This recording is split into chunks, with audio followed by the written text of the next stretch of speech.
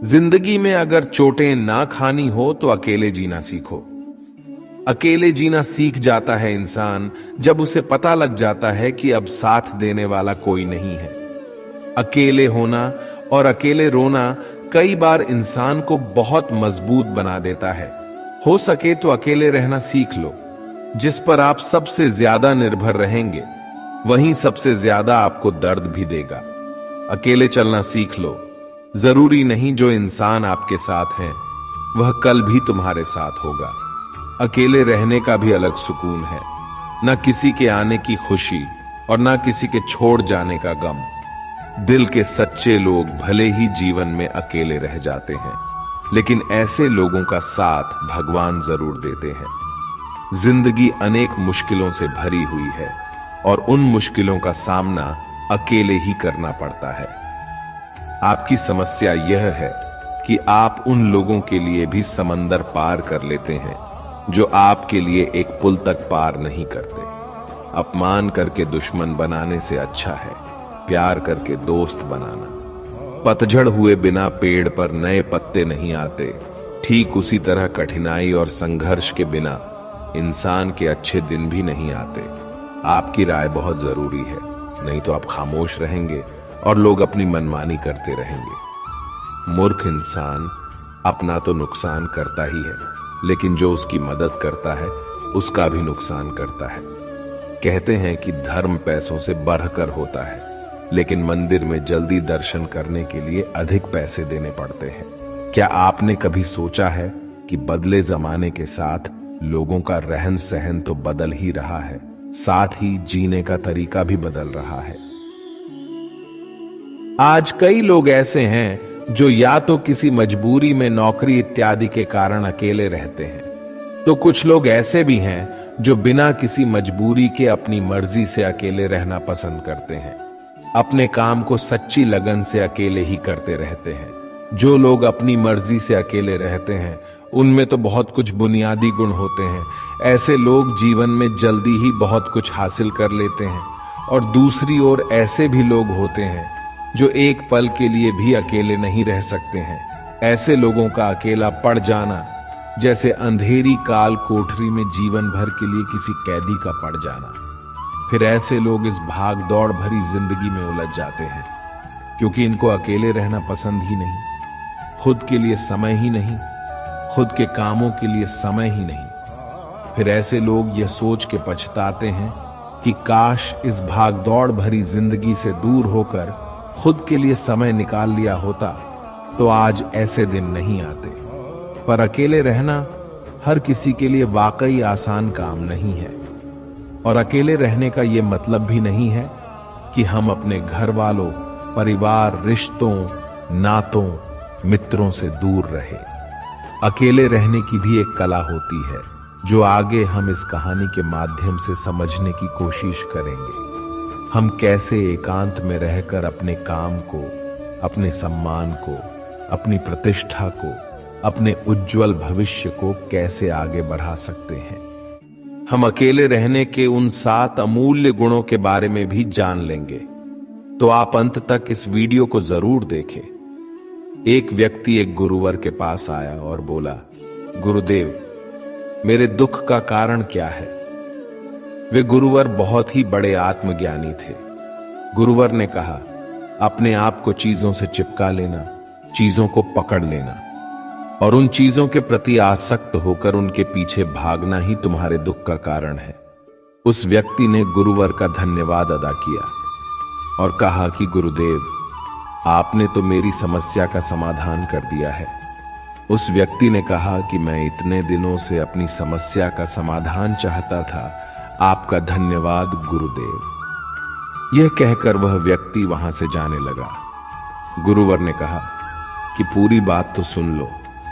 उस व्यक्ति ने कहा, नहीं गुरुदेव, आपका इशारा मिल गया है, बस वही काफी है, और समझदार को इशारा ही काफी होता है। 1 महीने बाद वह व्यक्ति फिर से गुरुवर के पास आया। इस बार उस व्यक्ति का हाल बहुत बुरा था। वह बहुत दुखी था और सीधे गुरु के चरणों में गिर गया और कहा, गुरुदेव, आपने जो कहा था मैंने वैसे ही किया, पर मुझे सुख नहीं मिला, मुझे तो और दुख मिल रहा है। गुरुवर ने उस व्यक्ति से पूछा, तुमने ऐसा क्या किया? उस व्यक्ति ने कहा, मुझे अपने परिवार वालों से, मित्र, रिश्तेदारों से दुख मिल रहा था, तो मैंने उन्हें छोड़ दिया और छोड़कर चला गया। 2-4 दिन तक तो मुझे बहुत अच्छा लग रहा था, परंतु धीरे धीरे मुझे उनकी याद आने लगी। अपने माता पिता, अपनी पत्नी, अपने बच्चे याद आने लगे। रिश्ते, रिश्तेदार, यहां तक कि अपने शत्रु भी मुझे याद आने लगे। इतना दुख तो मैंने उनके पास रहकर भी नहीं जाना था, जितना कि उनसे दूर होकर दुखी हो गया हूं। इसलिए आज मैं घर वापस जाने के लिए निकला था और आपके पास आ पहुंचा। आपने मुझे इतनी गलत सलाह क्यों दी गुरुदेव? गुरुवर मुस्कुराए और गुरुवर ने कहा कि तुम परिवार को छोड़कर भागे, मित्रों, रिश्तेदार, यहां तक कि छात्रों को भी छोड़कर भागे। पर यह तुम्हारी गलतफहमी थी कि तुम छोड़कर भाग रहे हो। वास्तव में तो तुम उन्हें लेकर भाग रहे थे। व्यक्ति ने कहा, पर गुरुदेव, मैं तो किसी को अपने साथ नहीं लाया। गुरुवर ने कहा कि जो चीजें हमें दुख देती हैं वह कहीं बाहर नहीं होती, यहां तक कि जो हमें सुख देती है वह भी बाहर नहीं होती। ये सब परिवार वाले, रिश्तेदार, मित्र, शत्रु यहां कहां बसते हैं? ये सब हमारे मन में बसते हैं। और जब तुम भागे तो तुम अपने मन को साथ लेकर भागे, और तुम्हारे मन में यह सब तुम्हारे साथ भागे, तो तुम इनसे दूर कहीं नहीं गए।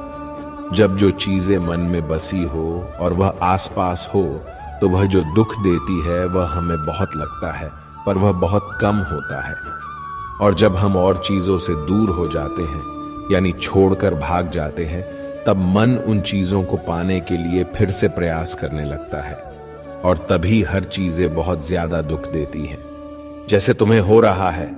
व्यक्ति ने कहा, तो गुरुदेव, मैं क्या करूं? चीजों के साथ रहूं तो दुख, चीजों को छोड़कर जाऊं तो दुख। क्या मैंने सिर्फ दुख उठाने के लिए ही जन्म लिया है? गुरुवर जोर से हंसने लगे और कहने लगे, ये बात बिल्कुल सत्य है। यहां सब सिर्फ दुख उठाने के लिए ही जन्म लेते हैं, पर यह भी सत्य है कि इन दोनों के पार सुख है और उन सुखों के पार दुख है, फिर सुख और फिर दुख। जिन चीजों में हमें सुख नजर आता है वो हमें दुख देती है, और जिनमें दुख नजर आता है वही सुख का कारण बन जाती है। उस व्यक्ति ने कहा, गुरुदेव, क्या इन सुख दुख के माया जाल से बाहर निकलने का कोई रास्ता नहीं है? गुरुवर ने कहा, रास्ता तो है।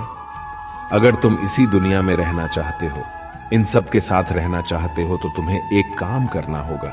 तुम ऐसे ही रहो जैसे कि तुम इस दुनिया में अकेले हो। सबके साथ रहो पर अकेले रहो।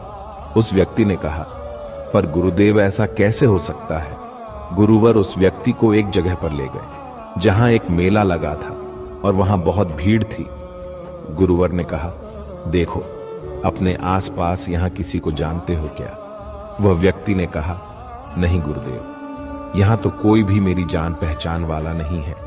गुरुवर ने कहा, क्या तुम यहां अकेले हो? व्यक्ति बोला, हां गुरुदेव, बिल्कुल अकेला हूं। गुरुवर ने कहा, नहीं, तुम्हारे मन में कुछ चल रहा है, तुम अकेले नहीं हो।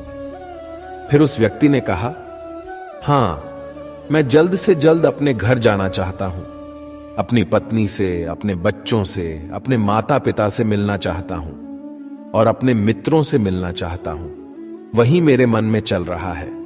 गुरुवर ने कहा, अब यह सब भूलकर आंखें बंद कर लो और अपना पूरा ध्यान यहां होने वाली आवाजों पर लगा दो।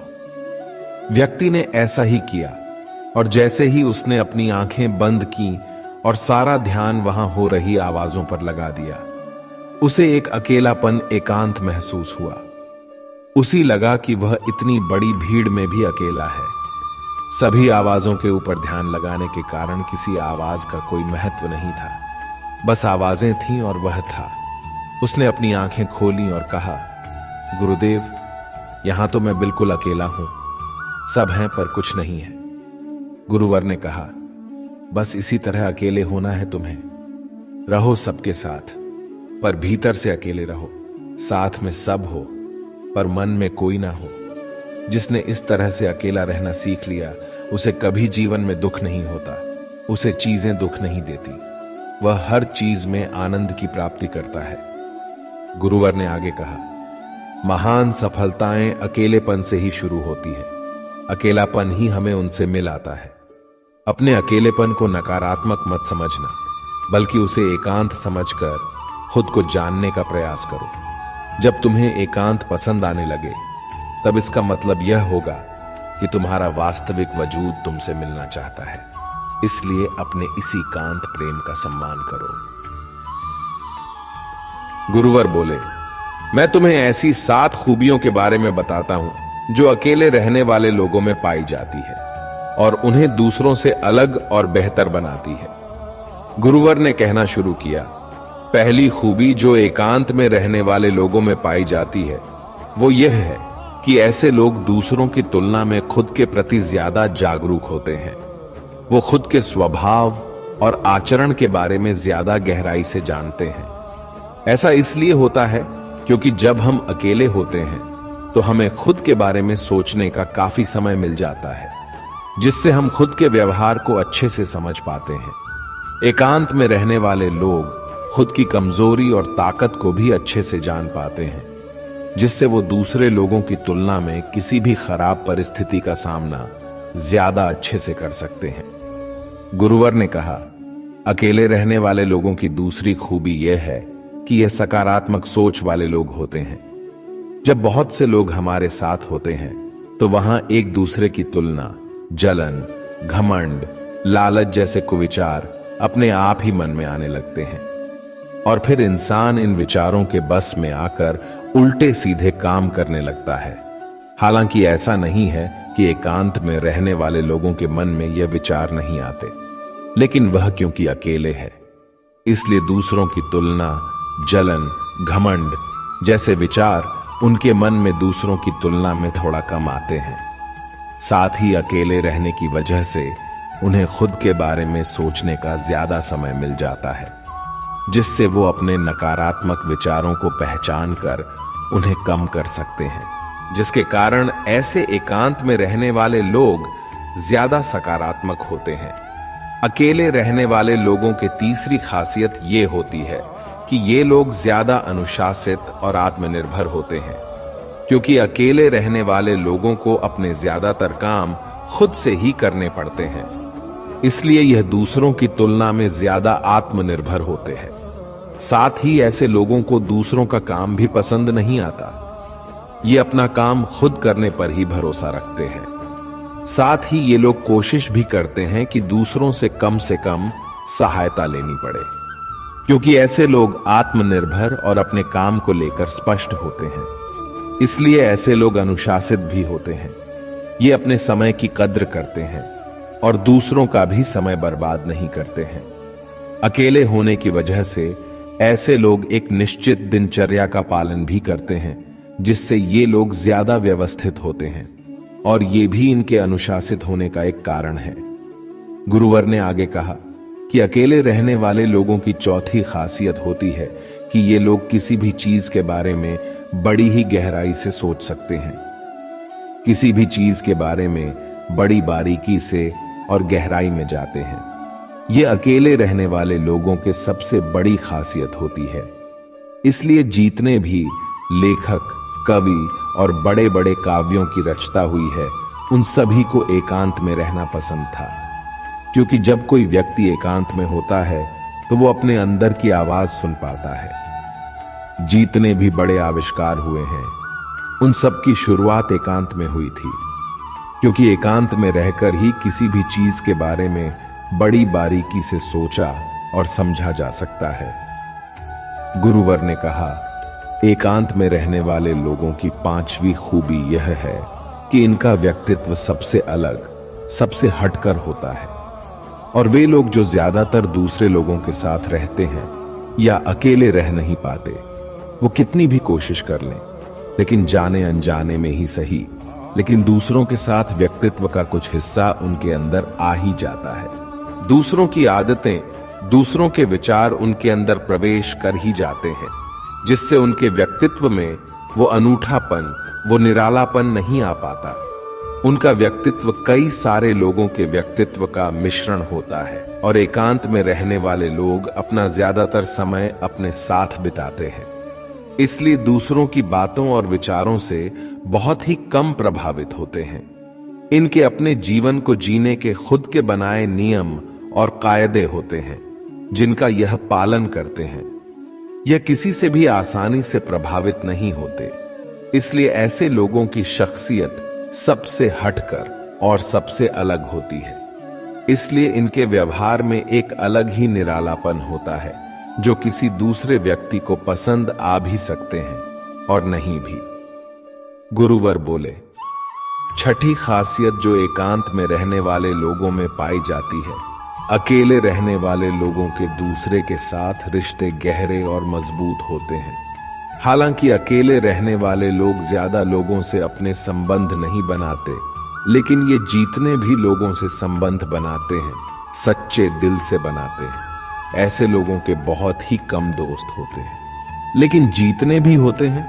ये उनसे अपनी दोस्ती पूरी ईमानदारी से निभाने की कोशिश करते हैं। अक्सर लोगों को यह लगता है कि एकांत में रहने वाले लोग बहुत कम बात करते हैं, लेकिन उनसे पूछिए, जिनसे यह दिल से जुड़े होते हैं, उनसे कितनी बातें करते हैं। ऐसे लोग इन्हें अपना मान लेते हैं और वो इनके सामने अपनी पूरी दिल की बात रख देते हैं।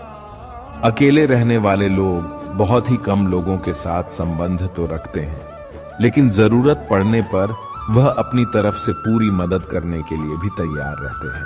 इसलिए इनके रिश्ते कम लोगों से तो होते हैं, लेकिन जिनके भी साथ होते हैं बहुत मजबूत होते हैं। सातवीं खासियत ये होती है कि अकेले रहने वाले लोग मानसिक तौर पर और भावनात्मक रूप से बहुत मजबूत होते हैं, क्योंकि उन्हें पता होता है कि अगर आज कोई समस्या उनके ऊपर आ जाती है तो उन्हें अकेले ही उस समस्या से निपटना पड़ेगा। ऐसा बार बार करने से उनके अंदर खुद के प्रति आत्मविश्वास बढ़ जाता है, और आत्मविश्वास व आत्मसम्मान के बढ़ने से वे मानसिक और भावनात्मक तौर पर और मजबूत होते चले जाते हैं, और वे लोग ये मान लेते हैं कि ऐसी कोई समस्या नहीं है जिसे वह अपने दृढ़ और इच्छा शक्ति के दम पर हरा न सके। और यही एक ऐसी सोच होती है जो दूसरों से उन्हें अलग बनाती है। इतना कहकर गुरुवर चुप हो गए और उस व्यक्ति ने कहा, गुरुदेव, आपकी सारी बात ठीक है, लेकिन यह कब कहा जा सकता है कि अकेलापन एक वरदान है? यह सुनकर गुरुवर ने कहा, अकेलापन हमेशा से ही एक वरदान रहा है। अगर हम उस समस्या को पूरी एकात्मता के साथ उपयोग कर पाए, जब हम दुनिया के लोगों के साथ होते हैं तब हम भीड़ का हिस्सा बनते हैं, लेकिन जब हम अकेले होते हैं तब हम खुद के साथ होते हैं। तभी हम अपने समय का सदुपयोग, खुद का आकलन, खुद के शौक, सभी बातों पर अच्छे से ध्यान दे सकते हैं, अपनी कमजोरियों पर भी काबू पा सकते हैं, या ऐसा कह सकते हैं कि सच में अच्छाई की राह और इंसानियत की मंजिल भी पा सकते हैं। उस व्यक्ति को गुरुवर की बात समझ आई और वह गुरु का धन्यवाद कर अपने घर चला जाता है। इससे हम इतना तो समझे कि जिन जिन चीजों को हम पाना चाहते हैं वह तब तक हमें तुक देती है जब तक कि हम उसे पाना लें, और जब हम उसे पा लेते हैं तब वह फिर से हमें दुख देती है कि वह कहीं हमसे छूट न जाए, और जब वह हमसे छूट जाती है तब वह फिर से हमें दुख देती है। उसके जाने का दुख जो बहुत गहरा होता है। जीवन भर हम एक चीज को पकड़ते हैं, फिर दूसरी चीज को पकड़ते हैं, फिर तीसरी चीज को पकड़ते हैं और पीछे की चीजों को विदा करते रहते हैं। इसी तरह हम सुख को पकड़ते हुए दुख को पकड़ते ही चलते हैं। पर जिस व्यक्ति ने अकेला रहना सीख लिया तो वह परिवार में, समाज में सब कुछ करते हुए आनंद की प्राप्ति करते रहते हैं, सारे कार्यों को पूरा करते हुए सुख से जीता है और जीवन को आनंद से व्यतीत करता है। दोस्तों, इस वीडियो में बस इतना ही। आशा करते हैं कि आपको इससे बहुत कुछ सीखने को मिला होगा। मिलते हैं आपको अगली वीडियो में। तब तक के लिए अपना ख्याल रखें। धन्यवाद।